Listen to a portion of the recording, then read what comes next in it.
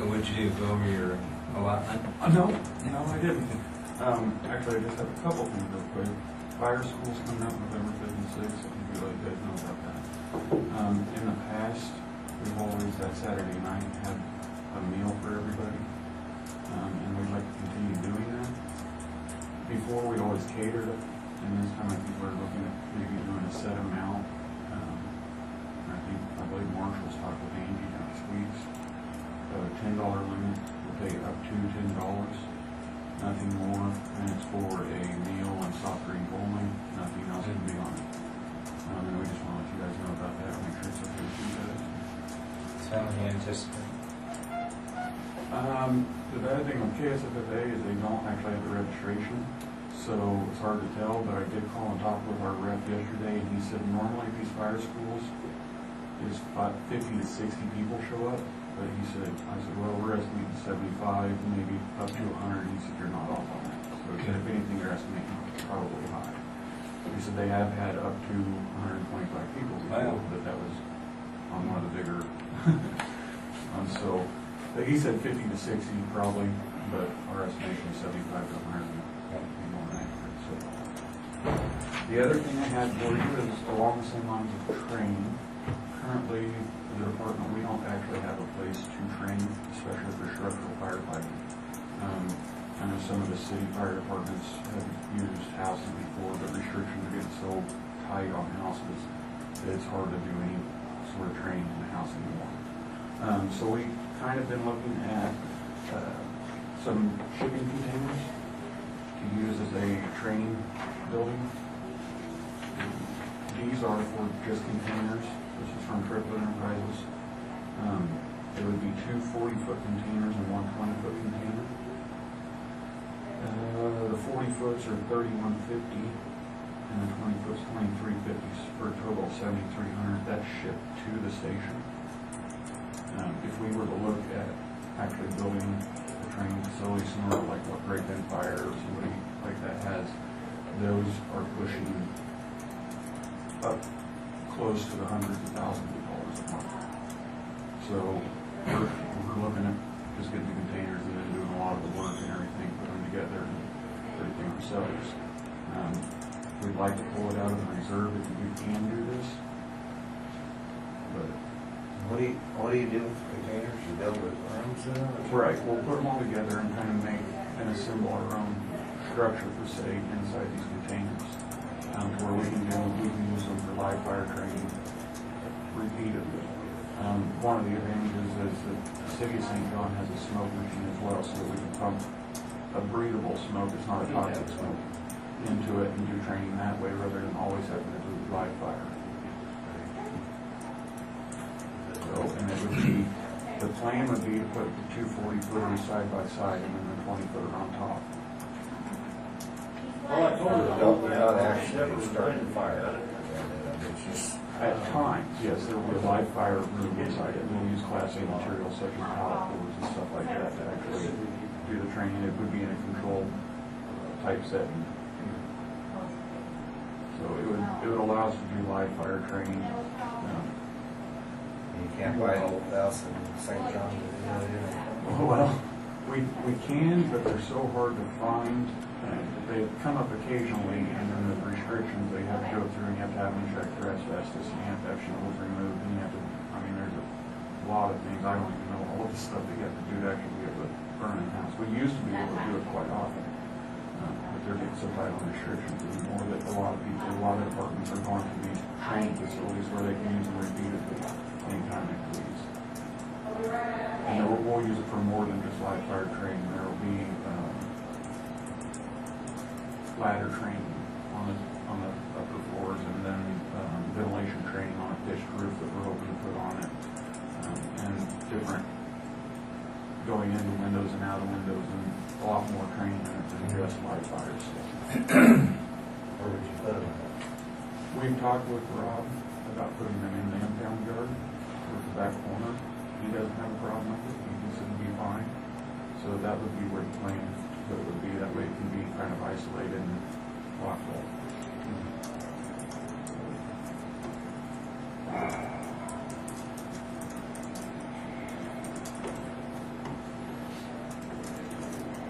So you could reuse this, you said repeatedly? Repeat. Once it's put together, we Yeah. can use it. Right. We wanted to train in it every week, we train in it every week. These shipping containers aren't the waterproof, mouse-proof type ones. We're gonna be kind of using them for safety, Yeah, so yeah. those are a lot more expensive. We don't wanna do that. I wonder how much money you'd spend though after you got it. Well, we're hoping, Go fix them. we're hoping to reuse a lot of materials.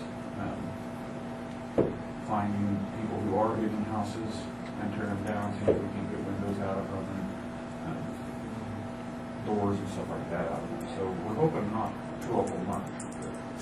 But I wish I had a number that I could put on it for you. Yeah, I just think you might be surprised at how much more you get into it. Yeah, there's not a number that you can put on that. I wish I could, but I think we better have all three of us here before we put the big one.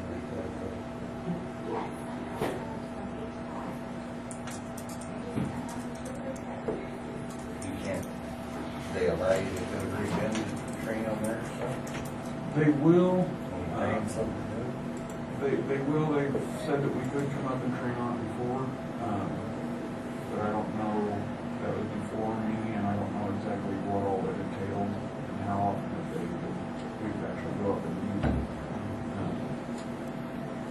But it's something we can look into if we. I'd look into that, ask them again what it, we might be even good to do it together sometime.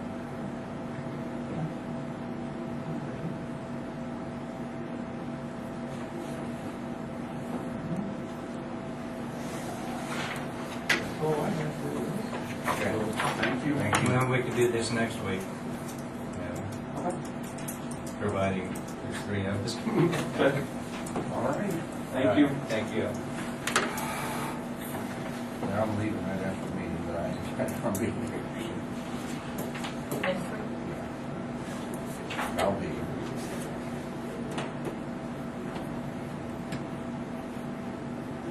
I got the notice for your National Association of County duties. I don't know if you want to re-up with that or not.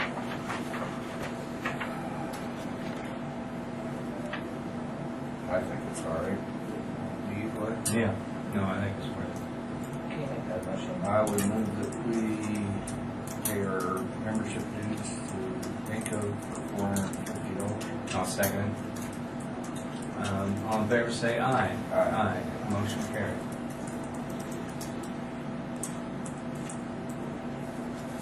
Does it need a signature? No.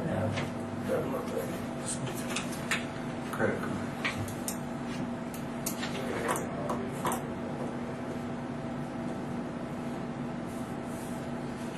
Lisa, do you have anything? No. All right, here's-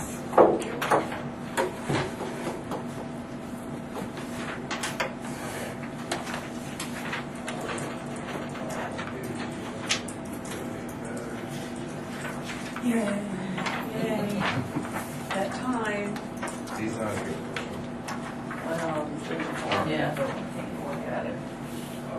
He's sick. Okay. You said, Yeah. 103. Temperature for 3 days. all right, He this needs is to the stay away. third quarter report. Total deposits, $8,305,000 with CBs in our liquid accounts. And then a nice pie graph. And then interest, the next page, $14,798.20 so far this year. It might be much. Really see in the year before. Maybe we'll be back the same as 2013. They're not any higher interest rates, are they? No.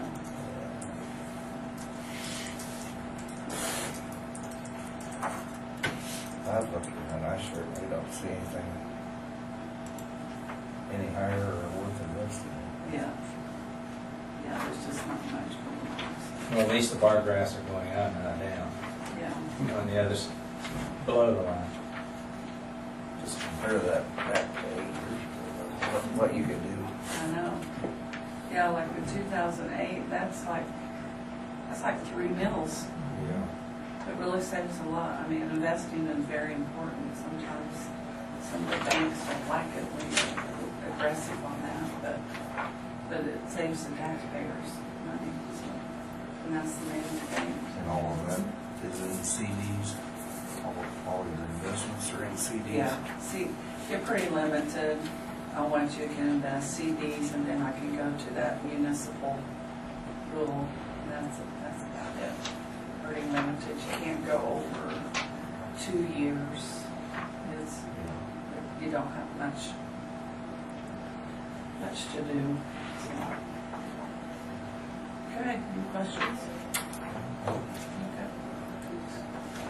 Carol, what recess?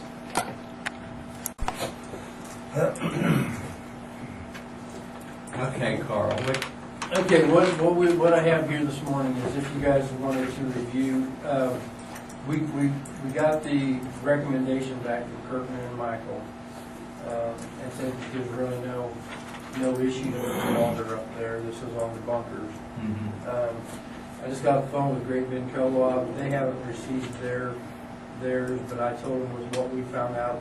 I'm going to go ahead this morning and try to button this up if you guys want to. On there. The conditions that I put on, there's 2 conditions. I talked to Phil this morning. It's kind of specific, but it's not exactly specific on whether it's chemical, water, what have you. That's kind of what I was recommended by some other zoning administrators, not to get too technical, but just get rid of the dust on there. And like we talked 2 or 3 weeks ago, I put the sheriff's department and Phil on there because they're actually going to get the call first. And then, like I talked to Phil, then like if somebody can't see, they're going to probably call the sheriff's department. And then the sheriff's department will get a hold of Phil, and Phil said he'll get a hold of me then. So we'll just do the trickle down. They're not going to call me first. You're not going to think about that. No. To clarify a little bit on Barton counties, before you want to talk about this one, around Pawnee Rock, what Barton County does is they relook at zones. Okay, like we're in the A1 district. We have an A1 district, an A2 district, and then the residential district for Hudson, and then we have a village district for Xena. We don't have a commercial zone or districts as such. What Barton County does is they look at a parcel by parcel and they change zones. They change districts. So if you change a district, say they're going to go, they on that particular parcel, they went from an ag district to a commercial district, that's all they do. They don't put conditions, they don't put anything on them. You can't do that on a district. Which that's fine if that's what they like to do. What's not good in my opinion about that is zoning then can get out of whack. Because now you have a commercial district right beside a small community, and if that facility goes away, the bunker is still commercial. It puts things out of, you might have a residential, commercial, ag, commercial, residential. You have no balance, continuity. Because it's a parcel by parcel, and once that's, what I don't like about that is once that's changed, or that business goes away, it's still commercial. Now anything can come in. And they can't go back and change it? Well, you can, but now you have to go back and I see. and do the whole thing. Ours is if this lease, the way we do it, we don't change districts, we do conditional uses permits to be able to do a specific thing in an agricultural district. And then when that goes away, it can go back to ag with no hearing or anything like that. So, and I like the thought that we can put conditions and so forth like that, and we can come back and inspect it and so forth like that. So I really like what we did back in 1997. Had a little foresight, didn't you? So it just has really kept, I think it's kept us in more in balance with what's going on. So that was a learning thing for me on that part is when you change, some counties change districts instead of permits. We're not that busy, just keep it that way, that way you can look at each individual situation. And you know, one thing, and this is probably a good example, out here at Delps, where Delps built their house, is, you know, because that area was talked about being done as a commercial district on that side, you know, because that's kind of what maybe St. John wanted, or this, that, and the other. The only thing is, if you do a commercial district, you can't build that house. So you actually went backwards. Your zoning actually kept you from growing without breaking a little parcel out. So that's why we recommended to do this, do everything A1 district, A2 district, so forth, and then we can do permits. I think I'm happy. I was happy after we found that out. So This is not really related to this, but like out to Delps, can the city just annex that? you know, there has to be on. I'm not a professional on annexations, but you can actually, cities can actually annex as needed. Now you have to have a hearing, and there's something to do with the way parcels are joined together. If they touch, you can ask to be annexed in. The bad thing about that is you're going to go. You can go out and you can get this parcel, and say this other owner doesn't want to be annexed. You have to go around it, and then your city. We might have it in other places. You know, then your city kind of gets weird. So can the property owner say you don't want to be in there? You know, what cities should actually do instead of doing a voluntary, is that's probably what you're talking about, is voluntary annex, is they need to just go ahead and go down, draw their boundaries and have a hearing and annex in what I'm they need. thinking more of involuntary. I mean, why in the world would you want to go into a city? If you want you know, the main thing would Sewer, be, yeah, if you want all that. Stay away. You might, you know, or if you know something's going to come in that needs to be in the city, Yeah. and you're going to increase the value if you're in the city and you have access to that. Then that typically happens on the highways. But it's usually looking out for my own personal benefit if I own the property. What might come in, and then how much more value now do I have I can sell it for if I'm in the city. Yeah. There are some advantages, there are. We look at it just on taxes, which would not be an advantage, but there are if you're going to sell, or if you're going to. Have you had an individual come in and talk to you yet? Not yet. Okay. Yeah, you should this week, and if you do, you might let me know. Okay. Okay. So just so I know a little bit, are they trying to do a voluntary one? Or will they? Well, they're trying to stay away from that. Okay. They don't want to be in the city. Okay. Okay. Now and Water Green did this a little bit where they're talking about building that school, you know, where they're building a new grade school and so forth. But you did have some that wanted to voluntary in, and then you had some that didn't. And that's where I knew that the city then finally said, well, we're just going to go out and make our boundaries, have a hearing, and we're going to annex it. Okay. So what I'll do, you guys, whatever you want to do on this here, I think we're in pretty good shape. If you sign it or approve it today, then what we do is we'll get this over to the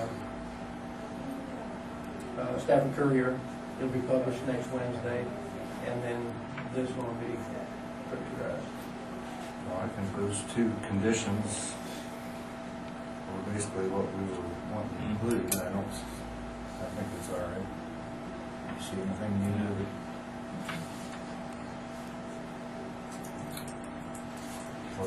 What number would that be? 9. I would move that we approve resolution number 2016-9. I'll second that motion. All in favor of adopting resolution 2016-9, say aye. Aye. Motion carried.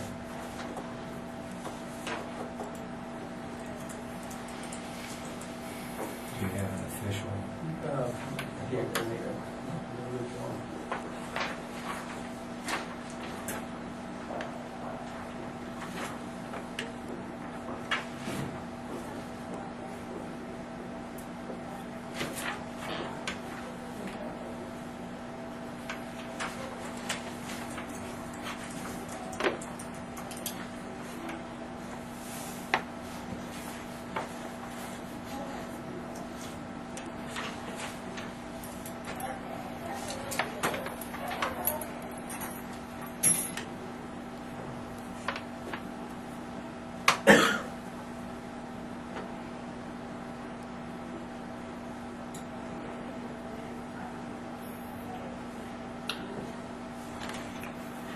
Okay.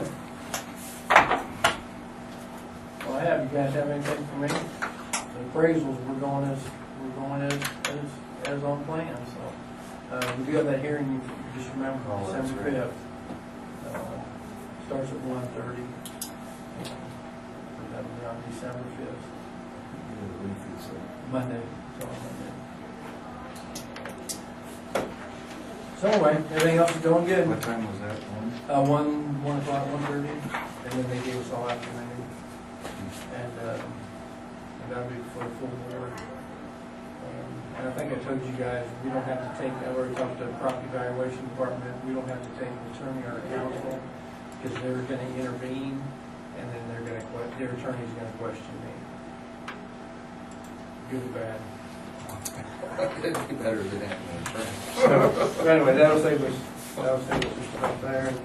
And as soon as I get the 2017 use values in, I'm sure you guys are gonna wanna know what's going on with those same soil types, so I'll let you guys know that and bring it down and kind of go over where we're at with that. So, you can just bring it to me later. Before you find out. You gonna email it over? Okay. Mighty fine. You guys have anything for me? Nope. Thank you. Okay. Thanks a lot. Thanks for your support.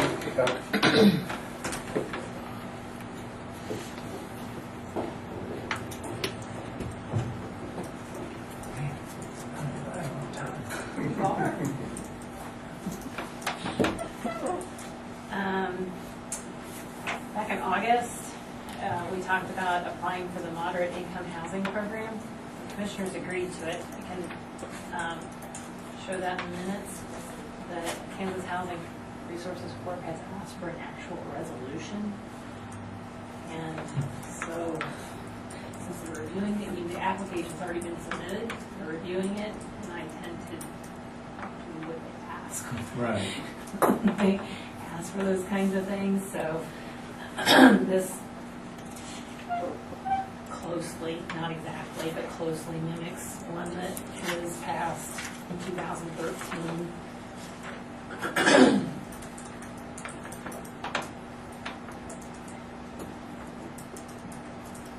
Whereas greater availability of modern affordable housing was taken from the 2013 resolution.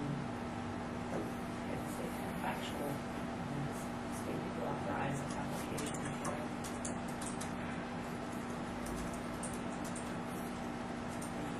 Now we know the number now. 10. Yeah. Right? Yes. Boy, I want to talk about it today. We just did 9, it's got to be 10. Oh.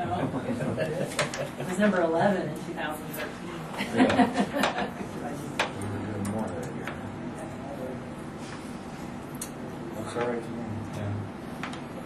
I would move we approve resolution number 2016-10. I'll second it. It's been moved and seconded to adopt resolution 2016-10. All in favor, say aye. Aye. Motion carried. Do you have an official?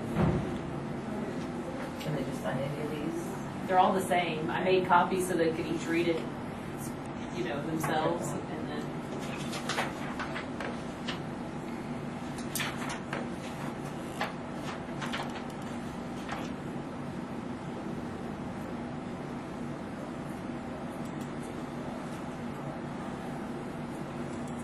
Do we need to get Shane's signature?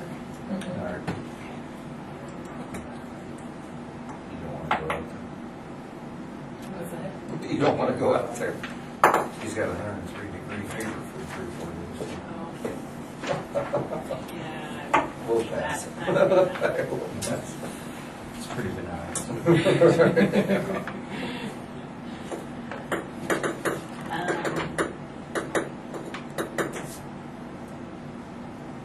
I just noticed that I had brought stuff if there was any questions on No, I that. just had my copy, I didn't. Okay. I have gotten an email from the group doing the airport study, Olson Associates.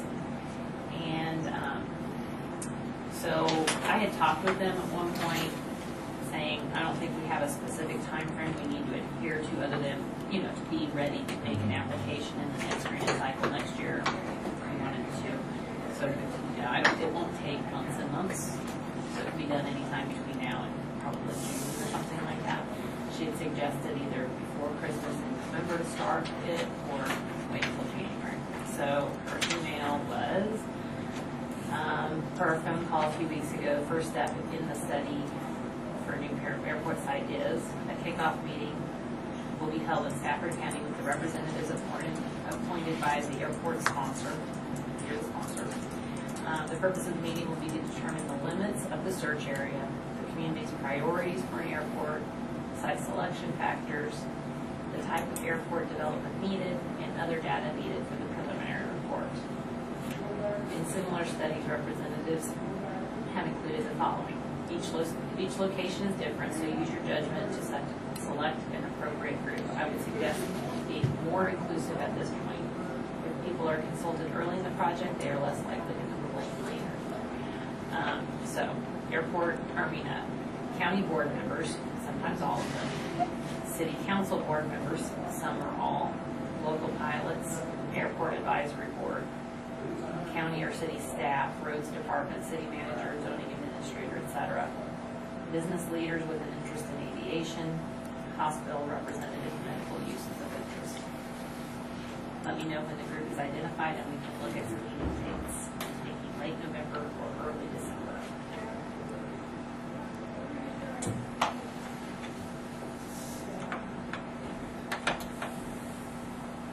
Sound like good suggestions for you to put on there.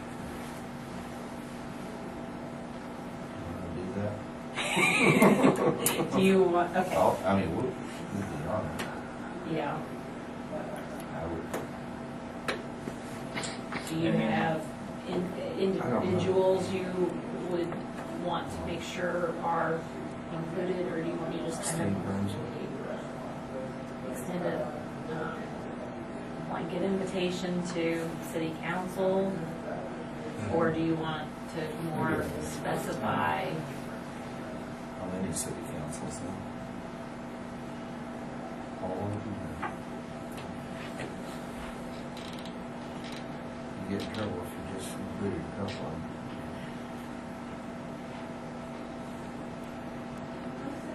I would extend an invitation to all the city councils. They're not gonna, Yeah, I didn't leave anybody out. they're not gonna show, but maybe They one should or say. two. Yeah, and I don't know. City of Hudson. So, I would say they all say. Everybody. I just sent a blanket letter out to all of them. Radium has, I guess I did. You got 6 of them. Okay.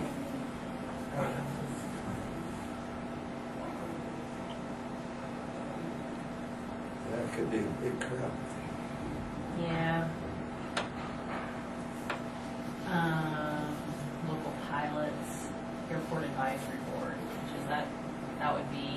he's on that with Steve over there.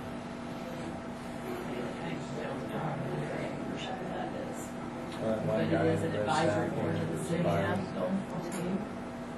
Well, he Plain was. over there. Yeah, Jimmy Astle.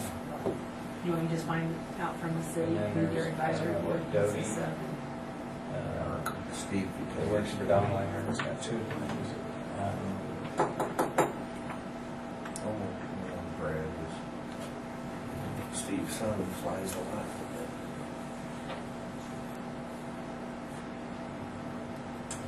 He works for Don Langer, lives in Stanford. He bought Earl Page's plane.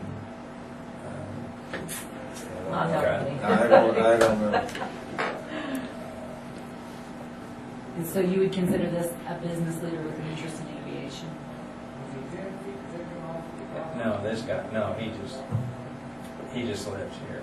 I mean, he doesn't, he works for Don Langer Construction, and he just lives here and has a plane, has two.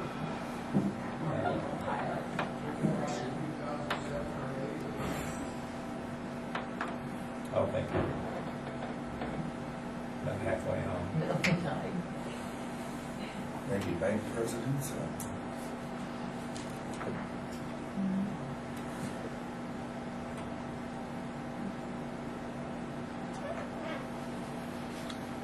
Don Brad has his pilot's license, but he wouldn't fly it.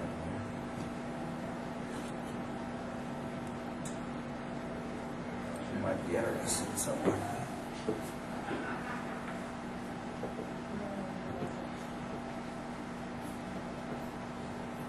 In the hospital, they said, Tom.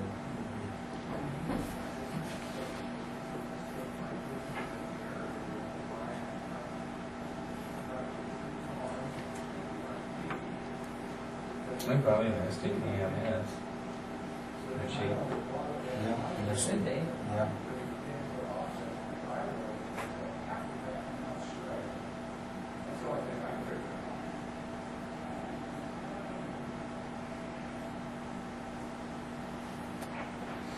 they probably have all of the information in regards to Eagle Med, or the fixed wing aircraft. Isn't that Eagle Med? The air ambulance, they would, I mean, As in, as part of KDOT the or whatever it is. requirements, all of that, they Yeah. would have all Order 44.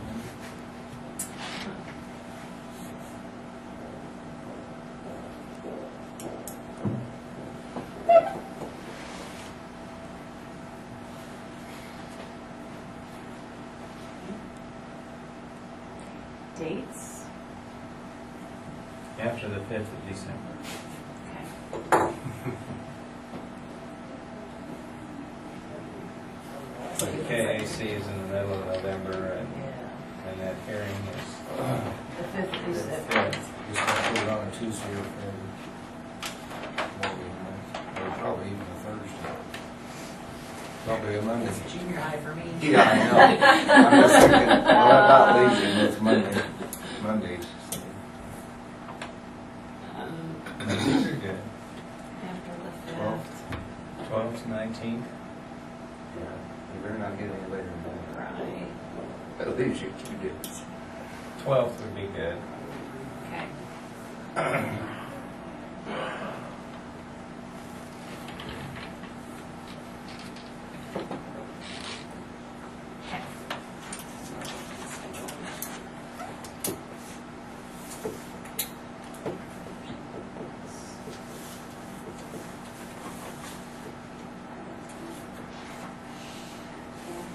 Went to a conference last week, just, I guess I'll mention it, just because I think it could play into board or a number of things, but, both the health equity partnership application, that whole application is oriented toward Kansas Health is trying to build the capacity of the kinds of organizations that can influence public health, is what they're looking at. So it may be, like more traditionally health-oriented organizations, but we're eligible and we've kind of been participating in some of that kind of stuff. So we made an application. And the pitch I made to them is that if they'll help us become a more, strong organization that can be more competitive for applying for bigger awards, like through federal programs and so forth, that we could do more here for those kinds of things that they're looking at that, improve the community. New market tax credits is at the top of my list for that, because it's, they're just substantial enough that it would really incent the kind of investment I think it takes to really make middle class income jobs in life. Kansas is very underserved in that whole program. So if we could kind of help bring it to Kansas, I think that there's also kind of the effect that we might be able to help others around the state get it. I went to a conference last week at Kansas Economic Development Alliance, and lo and behold, there's an organization that's trying to kind of do that. I mean, they're developers who know how to run the tax credits, and we'll be the first organization in Kansas that's eligible to do that. So I spent a considerable amount of time talking with this fella kind of in the hall, skipped out on some other sessions and talked with him. And we've agreed to kind of sit down and talk about some things specific to Stafford County. So we'll see where it goes from there. But I don't know. I think it kind of begs maybe the question of, if we wanted to get the port started and we didn't have a grain handling facility that's signed on, would we be willing to make some investment and recruit to the port?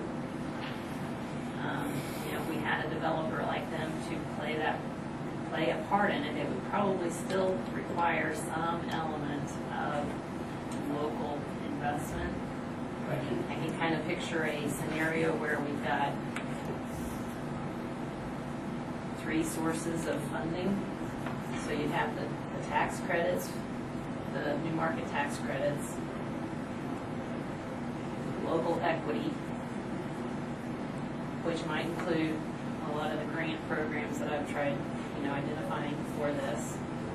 It's not going to be 100%. So then we've got some portion here that might look like an industrial revenue bond, which, might be a third of the project. And in the scope of this, maybe of an overall $5 million project, it'd be, 1 to 2 million. I'll say two, whatever $1 million bond. I think ultimately could be offset by the kind of fees and so forth that a port takes in, but you can't issue the bond without some kind of guarantee. And so that's where the county, I don't know, I'm just going to put it out there as something to consider, because we're not getting anywhere waiting for somebody else to take the first step.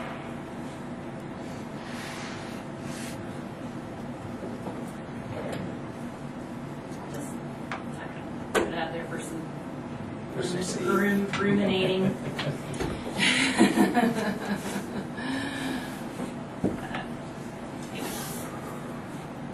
have anything else for me? No. Okay, thank you much. Yeah. Do we have minutes from last?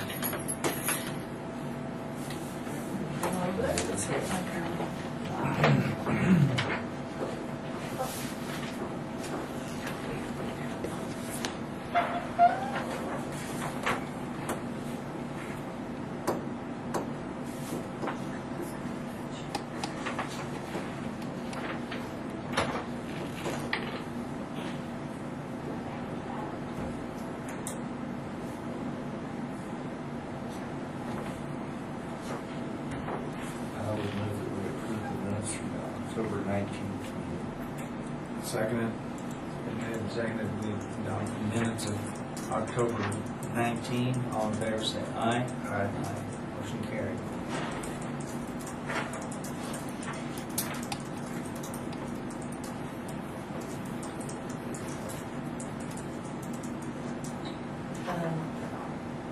There was a question on the straight line striping. Sure.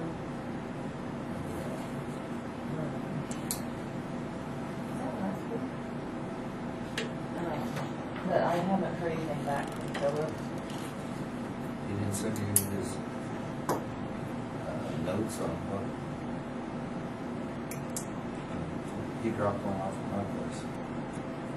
What everything costs. You wanna wait? Wait, Okay. I didn't understand the notes myself. He'll be here Make a next whole- week. Yeah, it didn't make a whole lot more sense to me after I saw, No, I didn't. really. He put one in my pickup, I figured he did everything. The Department of Labor has come down that we need to increase salaries in order to avoid the overtime. We don't have to decide this today. Put that down next week, please.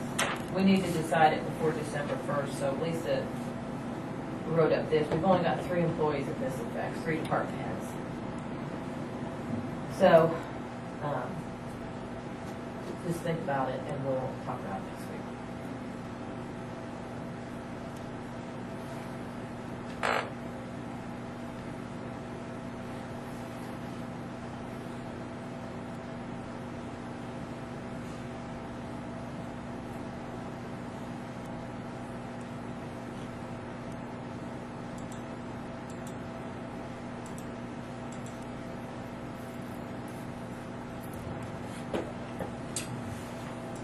What happens if you don't do this? But we'll have to pay them overtime. Basically, in a nutshell. So, they'll become non-exempt employees, basically. So,